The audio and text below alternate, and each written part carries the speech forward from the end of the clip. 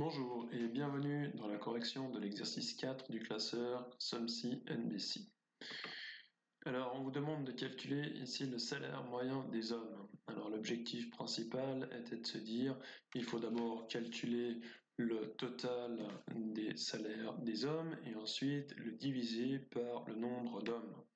Alors l'idée était de dire s'il faut calculer le total du salaire des hommes, on va faire une somme avec une condition, il s'agit de somme si, ouvrir la parenthèse, la plage dans laquelle je vais rechercher le critère est celle-ci. Le critère, ce sont les hommes, et l'addition que je souhaite faire, c'est ici l'addition du salaire. J'ai maintenant la totalité du salaire des hommes, il va falloir que je le divise par le nombre d'hommes, divisé par, et je vais devoir compter le nombre d'hommes, et cette fois, comme je compte, je n'ai pas besoin de calculatrice, c'est donc un NBC que l'on va utiliser. NBC, la plage, point virgule, le critère, et on ferme la parenthèse. Et je valide, et j'ai donc le salaire moyen des hommes. Alors ça, effectivement, c'était à l'origine ce qu'on voulait vous faire découvrir dans l'exercice. Maintenant, entre-temps, Excel, on a une fonction qui est nettement plus simple que ceci.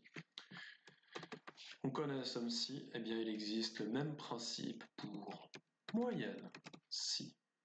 En d'autres termes, on a de nouveau deux arguments obligatoires et un argument facultatif. C'est le même principe que SUMSI, excepté que cette fois il ne fait pas la somme, mais la moyenne.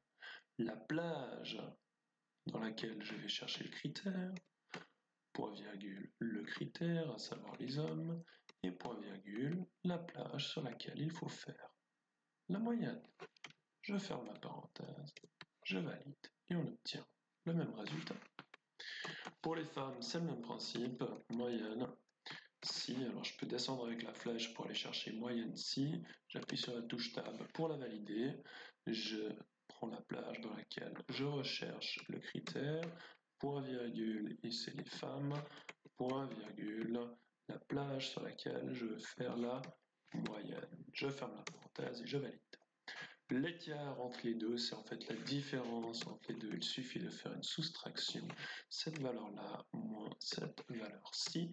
Je valide et je viens vérifier mes résultats.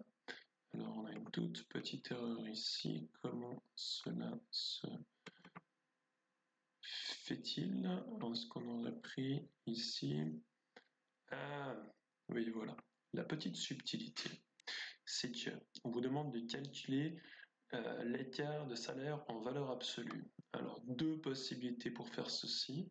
La première que vous êtes capable de faire, c'est de définir que si effectivement le salaire des hommes est plus grand que celui des femmes, alors on fait les hommes moins les femmes, et sinon on fait les femmes moins les hommes. Je vous le propose ici.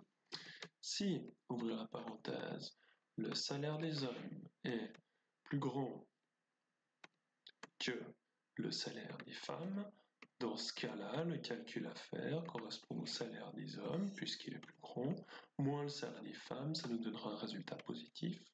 Dans le cas inverse, ça veut dire que le salaire des femmes est plus grand que celui des hommes, alors on prend le salaire des femmes moins celui des hommes. Et on ferme la parenthèse et on valide. Cette fois, c'est OK.